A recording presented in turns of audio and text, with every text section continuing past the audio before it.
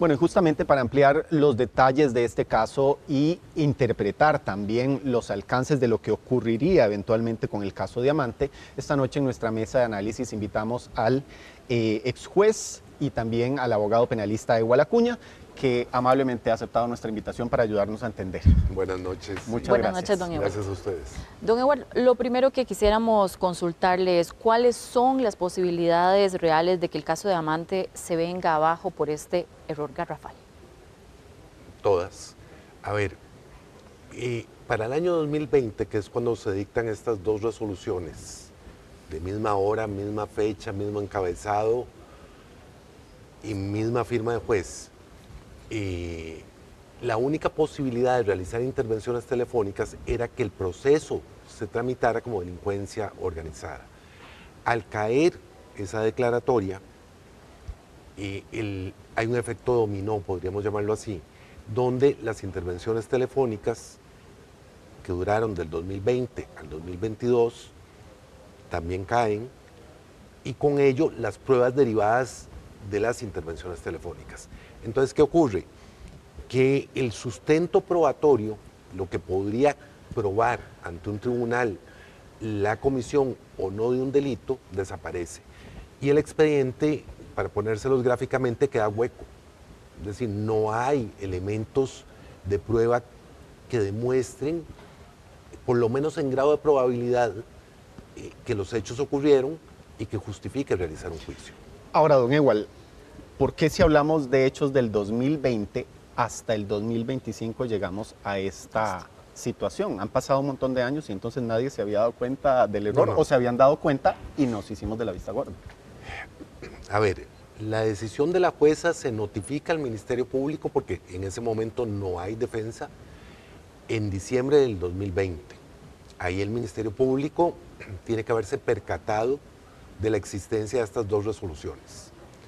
Luego, el día de la detención de los señores alcaldes, que tuvo un perfil mediático muy alto, los defensores inmediatamente manifestaron que había incongruencias e insuficiencias en el dictado de la resolución que declaraba crimen organizado el caso. A partir de ahí, finales del 2022, hasta ahora se resuelve porque había una dilación que yo no puedo explicar. O sea, es absolutamente La pregunta irracional. es ¿por qué ha pasado tanto tiempo? Porque se ha ido retrasando, demorando llegar a este punto donde un juez, dichosamente, rescata la legalidad y dice, esto no puede seguir así.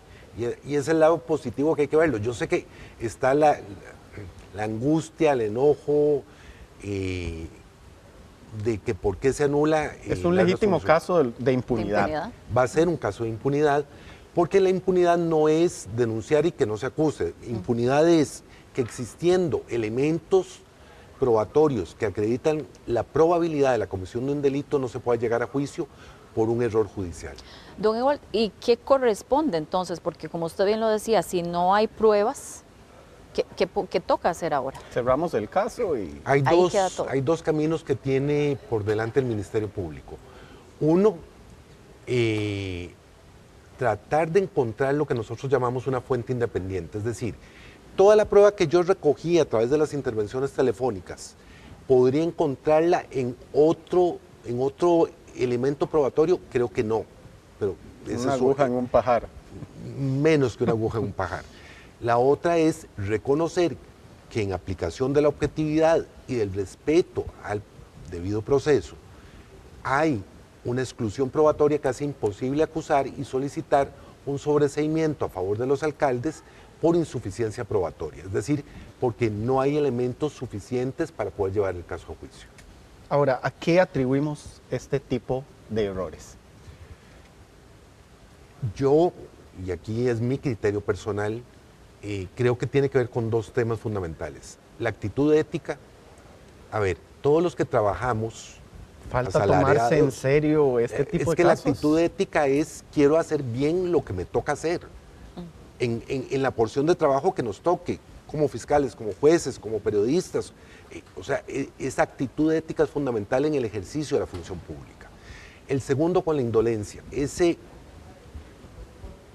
Aquí yo quedo bien tirando la resolución para complacer con un gazapo enorme que es copiar o montarse en una resolución de otro caso, de un tema de la muerte de un menor de edad, y copiarlo para justificar la declaratoria de delincuencia organizada, que de por sí es tremendamente cuestionable que sea un caso de delincuencia organizada. ¿Tiene tanto esta responsabilidad la Fiscalía también como la jueza?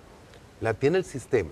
A ver, la responsabilidad personal indudablemente la tiene la jueza porque firmó 2 resoluciones. A todos nos puede pasar que generemos un borrador, que usemos machotes, pero no los firmamos. Aquí hay 2 resoluciones firmadas, idénticas, misma hora, misma fecha. La Fiscalía fue notificada de esas 2 resoluciones, las 2 constan en el expediente y debió, en mi opinión, en el momento en que se detecta el error, haber pedido la nulidad que piden ahora los defensores, enderezar el procedimiento y seguir adelante. Y no argumentar que esa resolución que está agregada al expediente, que está firmada, es un borrador.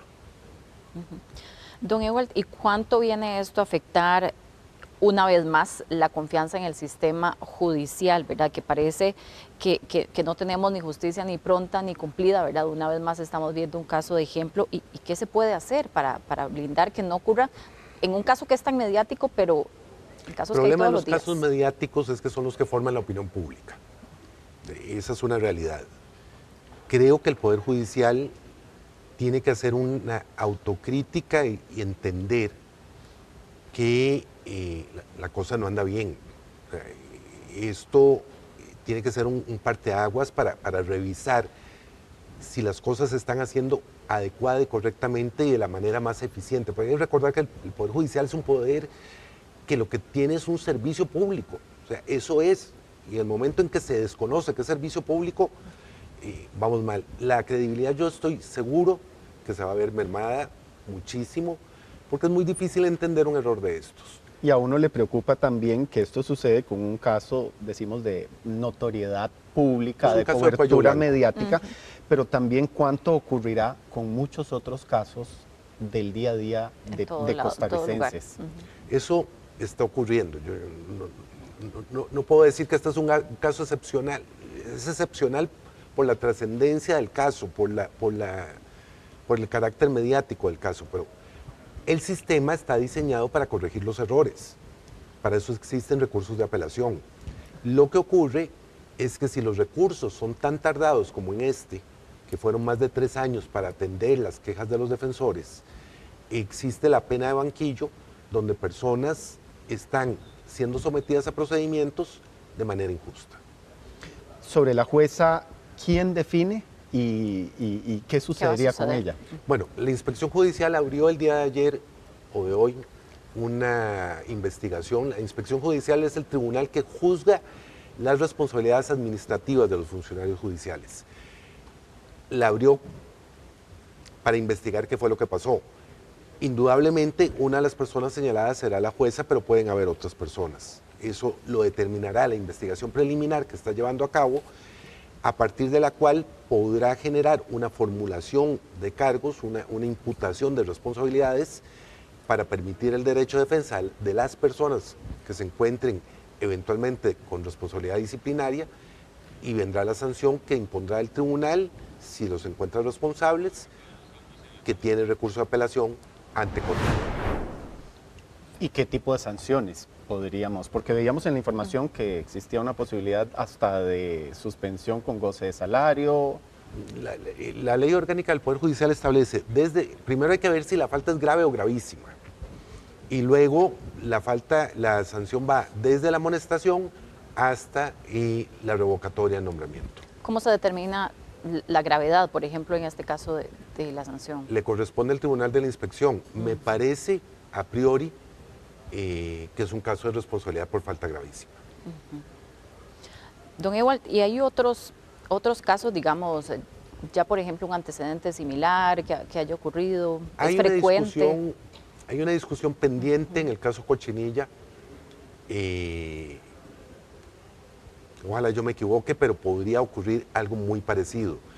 Y casos de tanto carácter mediático, donde haya habido errores judiciales graves de este calado, no recuerdo ninguno en este momento. ¿Cuánto tiempo más podría transcurrir? Porque vimos también que ha habido un gran plazo de años desde que ocurrió esto y desde que se dieron las detenciones iniciales, que hubo también inmediatamente después de las escuchas telefónicas. ¿Cuánto tiempo más podría tomar esto para que se establezcan esas sanciones y para que se defina qué ocurrirá? Asumo que el Poder Judicial va a ver esto como un tema prioritario y en no más de 6 meses, en lo que corresponde a la sede administrativa, debería haber una resolución.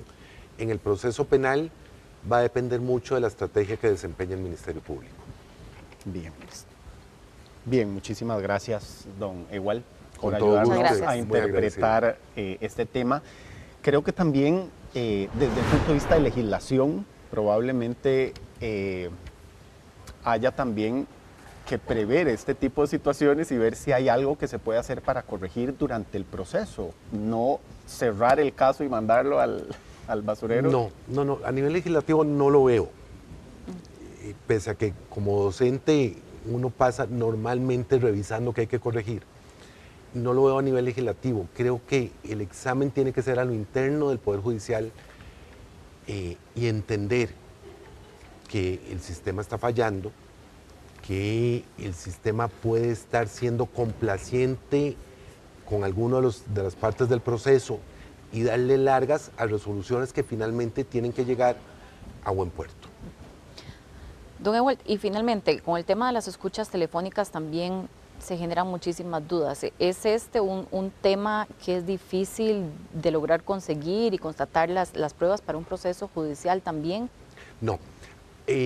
Antes del 2020, solo para narcotráfico y terrorismo estaba prevista la intervención telefónica. Del 2020 al 2023, con la incorporación de la ley de delincuencia organizada, se incorporó todos los delitos que tienen que ver con corrupción en la función pública. Del 2023 para acá, se mejoró la legislación de intervención de las comunicaciones y ya todos estos delitos están cubiertos. De manera que lo que hay que entender es el efecto dominó vista al año 2020 y no al 2025. Ahora, las escuchas telefónicas las debe autorizar un juez. Las autoriza un juez a petición del fiscal general de la República. Muy bien. Muchas gracias, don Ewald, por habernos acompañado, por ayudarnos a entender este tema y vamos a estar, por supuesto, muy pendientes de lo que ocurra con el seguimiento de este caso. Gracias a ustedes. Muchas buenas gracias, noches. don Ewald. Vamos a hacer una pausa comercial y cuando regresemos acá en Extra Noticias, un pasajero de autobús de una línea de Santa Ana fue asesinado justo cuando abordaba la unidad esta madrugada. Tenemos todos los detalles al volver de la pausa.